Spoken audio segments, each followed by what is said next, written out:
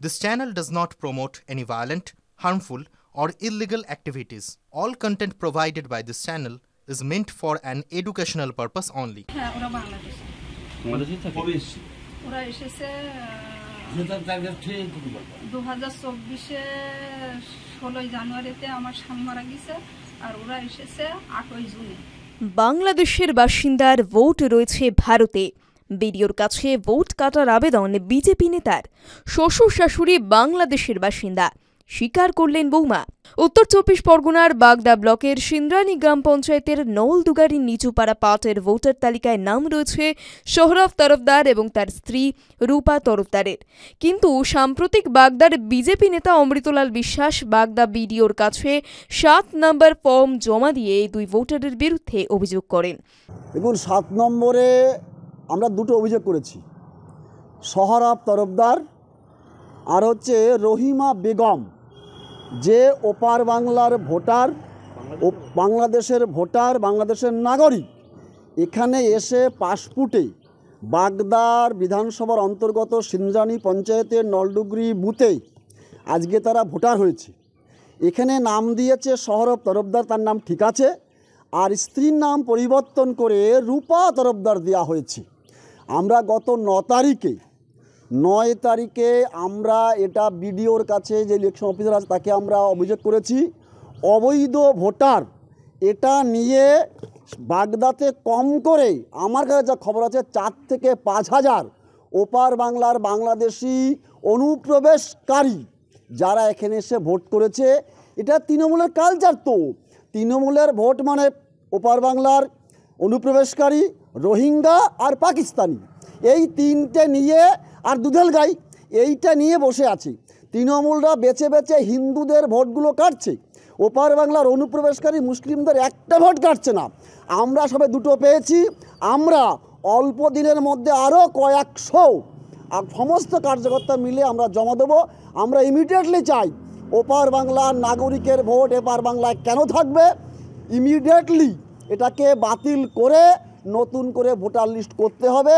যদি এটা না করে ভারতীয় জনতা পার্টি কার্যকর্তার নেতৃত্ব বৃহত্তর আন্দোলনে যাবে, যেটা আমাদের রাজ্য নেতৃত্ব বলেছে। 17 লক্ষ ভোটার রয়েছে অবৈধ, সেই ভোট এর মধ্যেও রয়েছে। এই ভোটগুলো বাতিল অতি লম্বে করতে হবে। শ্বশুরের নাম সোহরাব তরফদার, শাশুড়ির নাম রহিমা তরফদার। বাংলাদেশে থাকে। হ্যাঁ, বাংলাদেশে এখনো থাকে। হ্যাঁ, ইন্ডিয়ায় ওখান থেকে এসে জালি ভোট করেছে। কি করে করেছে আমি বলতে পারবো না। হ্যাঁ, এখানেও ভোট আছে। বাংলাদেশে থাকে। কি করে হলো আমি কি করে বলবো, আমি বলতে পারবো না। ওই দেশে কি নামে ভোট আছে? ওই দেশে রহিমা, শাশুড়ির নাম রহিমা বেগম আর শ্বশুরের নাম সোহরাব তরফদার। আর এই দেশে ভোটারে রূপা তরফদার দিয়ে নাম আছে শাশুড়ির। শ্বশুরের সোহরাব তরফদারই আছে। হ্যাঁ, এখন যদি ও তো বাংলাদেশের নাগরিক বাসিন্দা, তাহলে এখানে যদি বাংলাদেশের বাসিন্দা হয়ে পাসপোর্টে এসে এবার এখানে যদি ভারতে যদি সে ভোট হয়, তাহলে সেটা তো জালি ভোট হবেই। কতদিন আগে ভোট করেছে? আজকে 5 মাস আগে ভোট করেছে। কি চাইছেন আপনি? আমি চাইছি তাদের মানে তাদের হচ্ছে গিয়ে কীভাবে যে জালি কেনে ভোট করেছে তাদের তদন্ত হোক, হয়ে দেখুক, সরকার দেখুক। এটা তো আমাদের বাংলার মানবিক মুখ্যমন্ত্রী মমতা বন্দ্যোপাধ্যায় এবং বাংলার সাধারণ সম্পাদক তৃণমূলের অভিষেক বন্দ্যোপাধ্যায় নেতাজি ইন্ডাস্ট্রিয়ামে মিটিংয়ে বলেছেন, সর্বপ্রথম পশ্চিমবঙ্গে এই উদ্যোগটা নেওয়া হয়েছে তৃণমূলের পক্ষ থেকে, যে ভুতুড়ে ভোটার 2 জায়গায় ভোট, বাইরে থেকে এসে পশ্চিমবঙ্গে কোনো ভোট করেছে কিনা এটা দেখার দায়িত্ব সরকার যেমন নিয়েছে, তেমনি বিভিন্নভাবে ভুতুড়ে ভোটার খোঁজার আমরা বিভিন্ন বুথেই কার্যক্রম চালাচ্ছি। তো হঠাৎ যদি এরকম কিছু থাকে যে ভোট আছে বা অবৈধ ভোট করেছে, 7 নম্বর ফর্ম ফিল আপ হয়েছে, সেটা বিডিও তদন্ত করে দেখবে, বিডিওর অধীনে থাকবে। যদি সেরকম হয় বিডিও সেটা অ্যাকশান নেবে।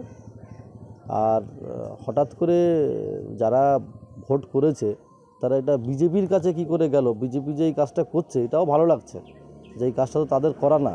আবার বিজেপির যে রাজ্য সভাপতি সুকান্ত মজুমদার, আমরা পোর্টালের নিউজে দেখছি তার স্ত্রীর 2 জায়গায় ভোট। হ্যাঁ, তো আগে নিজেদের ঘরটা সামলাক, তারপরে সব বলবে। আর আমাদের এই প্রসেস চলছে সারা পশ্চিমবঙ্গ জুড়ে।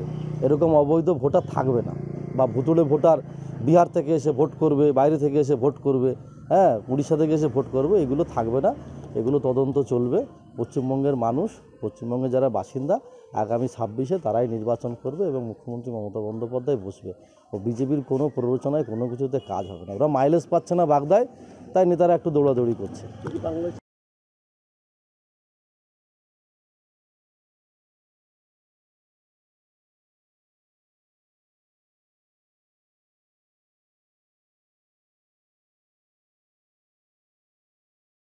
ক্লাস 10 ও ক্লাস 12 এর পরীক্ষা শেষ, রেজাল্ট আউট। এরপর কি পড়বেন, কোথায় পড়বেন? সুলুক সন্ধান এখন হাতের মুঠোয়। TV9 বাংলা এডুকেশন এক্সপো 2025, কলকাতার সবচেয়ে বড় এডুকেশন এক্সপো। ডিগ্রি না ডিপ্লোমা, কোন কোর্স করবেন, কিভাবে প্ল্যান করবেন নিজের ক্যারিয়ার, সব প্রশ্নের উত্তর একটাই। TV9 Bangla education expo. একই ছাদের তলায় থাকছে নামকরা সব ইঞ্জিনিয়ারিং কলেজ, বিশ্ববিদ্যালয়, মেডিকেল ও management institution. TV9 Bangla education expo 2025, 31শে মে ও 1 জুন বোস ইনস্টিটিউটে, কলেজ মোড়, সেক্টর 5, সকাল 10টা থেকে সন্ধ্যে 7টা পর্যন্ত। এন্ট্রি একেবারে ফ্রি।